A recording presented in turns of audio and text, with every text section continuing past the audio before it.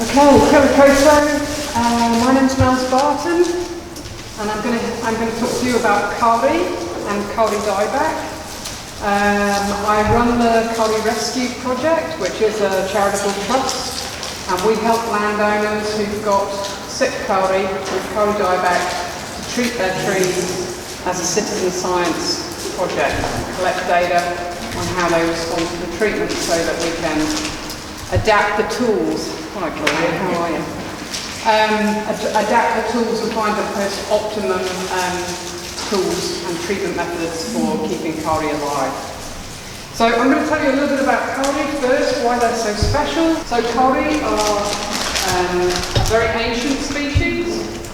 Their ancestors go right back to dinosaurs, 200 million years ago. They're part of the Kauri. Really important trees because they are keystone species for an entire ecosystem, and they're also ecosystem engineers. So they change their environment to suit themselves. What they do is, like many conifers, is drop a lot of material, which is really acid, on the soil. Then the rain falls on it, and that strips the nutrients out of the soil. And so over millennia, Kauri form what is called podsol, which is a very nutrient-poor soil. They're quite unusual podsols around the world, but Kauri has its own podsol and enable them to fix nutrients in this really, really poor, low nutrients environment. For a long period of time, Kauri has become the dominant canopy tree in northern polycarp forest. The reason why they're so important is because obviously they change the soil, and this means that only certain other species can survive with them in this situation. And they have gathered an assemblage of about 17 other species, some of which are trees, some of which are tiny orchids, which are associated with Kauri. Some of them live with other trees as well, but many of them only survive with Kauri. So if we lose Kauri from the ecosystem, then we lose this other assemblage, which is the northern polycarp forest as well. Now, Kauri is not on its own. In the South Pacific, there are about 20 species of Kauri. Because it's so ancient, an ancestor of Kauri was present on Gondwana, right across the Gondwana land, supercontinent. And when that started to split up, and New Zealand, what was New Zealand, islands disappeared off at about 80 million years ago, our species, what was to become Kauri, started to evolve into our own species. But there are about 20 Kauri species around the Pacific, in various different places. You've probably seen the Queensland Kauri, there's one in Fiji, New Caledonia, all over the place. Taiwan, I think, has one too. But ours is the southernmost of all of the Kauri species, so it's the most tolerant to cold temperatures. But even with our species, we don't get natural Kauri forests below a line from Kawhia to Katikati. So you can plant them and they'll grow in a plantation, but they won't reproduce, and you won't get a forest south of that line. We don't really understand why they don't reproduce, but they don't. My brother was given a Kauri for his first wedding. This is in South Otago, and he shipped it from Belfast to Milton. But yes, I didn't realise the thing about the reproduction part of it. Yeah. So I know that there is a plantation in Invercargill, and the trees do really well, but it's only going to be one generation of Kauri. Right. So where did you say down south is? From Kawhia to Katikati. So it's basically north of Taupo, Rotorua. Yeah, very far down. Now, Kauri obviously has been around for a long time, but its gene pool is relatively small because during the ice ages, obviously it was very cold in New Zealand, and so what was Kauri then was pushed right up into the north of New Zealand, right to the north of Northland. So there were very few individuals, if you like. So obviously the gene pool was very small. When the ice sheet melted, Kauri spread further south again, but with a limited gene pool. And then Europeans turned up about 200 years ago, saw these incredible trees and thought they'd make nice houses and started cutting them down. and did they ever cut them down? These days we have only 1% of unlogged pristine Kauri forest left in the country. 1%. We have about 3% that has regrown, like the Waitapere range, horribly fragmented into tiny little pockets all over the place. And that, as I'm quite sure you know, is not good for forested species and its health, because there's huge edge effects, problems with weeds, invasion of pests, and all of these things make these trees more vulnerable to disease. Now, let's talk about the disease. So we have a fragmented, stressed, very small amount of Kauri forest left, and then we have climate change going on top of that. And like I said, these are a tropical species, really, and they're coping with being in a cold climate, relatively cold, temperate climate. And then we've got the climate changing, and that's not going to suit them either. I'm sure you're very well aware of the disease triangle. So obviously it's got 3 sides to it. First side is the host itself, so the individual tree and how healthy that is and how robust that is, and all of those things that I've just talked about will have an impact on every individual tree. Then you've got the environment, which is the second side of the triangle, and obviously that's the soil. Now, the majority of the recovering Kauri forests, their podsoils have been destroyed by farming. You know, the trees were cut down, they were burnt, the soil was tilled and fertilised and all the rest of it, so they're not living in their ideal conditions. So the environment side, if either of these 2 sides of the disease triangle are weak for any reason, and you get a very virulent, pathogenic disease coming along, it will just go bang straight through the middle and the trees will die. The problem that we have now is that we have exactly that, a very virulent, very dangerous, difficult pathogen that appears to be attacking Kauri preferentially. Now this pathogen is called Phytophthora agathidicida, and if you know anything about plant pathogens, you'll know that Phytophthora, there are many of them, hundreds of different types of Phytophthora, are extremely dangerous plant diseases. The word Phytophthora means plant destroyer, and the kind that we happen to have at the moment affecting our Kauri is called Phytophthora agathidicida, so it is plant destroyer, Kauri killer. Now this disease, this pathogen, like I said, there are hundreds of different types of Phytophthora. You will have heard of some of them, or at least you'll have heard of the diseases that they cause. So Phytophthora infestans caused the potato blight in Ireland. It was spread by pigs running through the potato fields, and it destroyed the potato crop, and millions of people died and were displaced. Phytophthora ramorum is killing all of the oak trees in Western America, California. Millions and millions of oak trees are dead, which is probably no surprises when they get these wildfires, but they get completely out of control because they've got millions of dead trees lying around, providing fuel for their fires. We have a number of Phytophthora that are native to New Zealand, and one of them is called cinnamomum. It has badly affected our avocado crops. It does affect Kauri, but generally doesn't kill them unless they've got something else bad going on for them and they're very, very stressed. But what we have done is we've exported that to Western Australia, where it is killing the jarrah forests.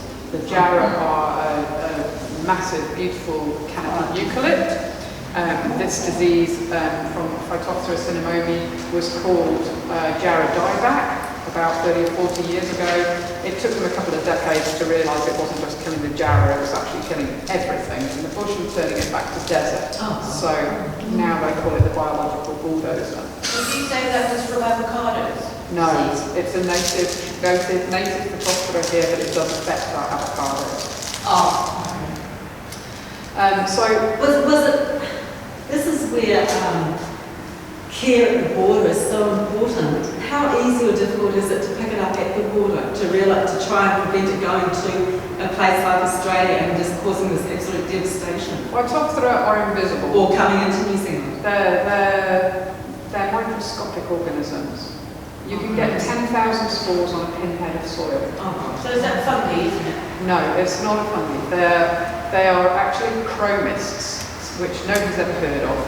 So you've got the kingdom of plants, kingdom of animals, kingdom of fungi, and then you've got the chromists. And they're these weird things. They're actually what the Phytophthora are water molds, but they are types of chromists. So these water molds, they have fungi-like elements to them. So they have a mycelium, they have spores, but they are microscopic and they are not fungi. They're different things. How do you spell that name? Chromist. Chromist. Chromist. So yeah, these water molds, they're very easy to spread, 10,000 spores in a pinhead of soil. Phytophthora agathodicida has got quite an interesting life cycle, so it has these survival spores which can live probably for decades in the soil. We know that they live for at least 15 years and counting because we've been trying to propagate them from the original samples found in PR in 2006, and they still keep propagating. So they can live for years and years in the soil, providing they've got hosts. When they hit water, they grow a sporangium, and that hatches out zoospores, which have a flagellum and swim through the pore water in the soil. They're microscopic. You can't see them. They're tiny, tiny, tiny. And they're swimming through the soil in the water. And obviously, you know, in the climate that we have here, when it rains in the winter, you could have billions of these things being washed downhill if you've got infected trees at the top of the hill. They're just going to get washed down in the water. The zoospores don't live very long, maybe about 24 hours, and obviously they're microscopic, so whilst they can swim, they're not going to go very far. You're talking about millimetres, but these things, like kauri root, like candy floss. So they'll swim preferentially towards kauri root in a petri dish. If you put anything else in the petri dish, they're not bothered, it doesn't matter what it is, they'll just swim at the kauri root. Well, kauri produces an acidic soil. Kauri produces a naturally acidic soil. I have no idea whether Phytophthora prefers acidic conditions or not.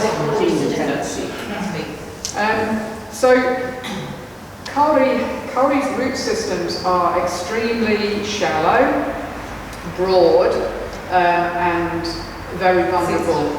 They have deep peg roots, go 5 meters down to hold them up, because they're a big tree, obviously, but their feeder roots are almost not even in the soil. They're right in the surface layer, almost just in the leaf litter. They're very, very like hairs, almost. And they're really easy to damage. They hate compaction, people trampling all over them, buildings on them, driveways on them, titirangi basically. Where I live. And obviously mowing or raking or anything like that really damaging to those feeder roots, and obviously so easy for disease to be introduced in any of those conditions. They're very vulnerable to drying out if they're not in their forest situation. So if you've got kauri in a lawn and you're mowing it, and it's a disaster for the kauri basically, because it's just going to dry out and be very unhappy. Oh, this is why kauri, even quite big kauri, have died out in the summertime and people's lawns and that recently. Yeah. They're a really good drought survivor, providing they've got their friends around them and they're in a forest situation. They are not a lawn tree. They're not a road tree, a street tree. They're not going to be happy in those situations. They're going to be very stressed. During a drought, kauri drop a lot of leaf because they're such an ancient species. They've got quite unsophisticated physiology. So where many modern trees can actually close their stomata to reduce the amount of water vapor they're going to lose through their leaves, kauri can't do that. So they just drop leaf. So in the summer, when it's really, really hot and dry, they'll look quite shitty and brown and like they're dying, but that's them just losing leaf, cutting off leaf. Yep. So when you develop into places where you have these dummy kauri planted in a single cell next to the road, that's just... Yeah, no, well, they're just going to die. They're just not going to thrive in that situation. Yeah. They're a forest tree. They need to be in the forest with their friends. They need to have a lot of mulch. They need to, they generate their own mulch. That's the thing. They drop all this material and that protects their root zone. And if you see big kauri in the forest, they actually have this huge mound at the base, which is protecting their root zone, which is all the material that they've dropped over their 800-year life or 2,000-year life or, these trees are very, very long lived. How many metres is there? Their root zone, probably about 30 metres. Wow. Yeah, Well, probably about 30 metres diameter, their root zone. Wow. It's 3 times the drip line. Wow. So whatever you see as the drip line, the canopy, kauri's root zone is going out twice as far as that. So they're huge. Basically, if you can see a kauri, you're standing on its roots. Yeah. Oh. Especially in the forest because they hide. And you can actually walk up real close to a massive kauri and not realise until you're there. So it is extremely easy to spread this disease. I've already said 10,000 spores on a pinhead of soil, and that's these survival spores that live for decades and decades. And it's really difficult not to spread it if you have it on your property. And really that's where we come in terms of educating people and trying to help them.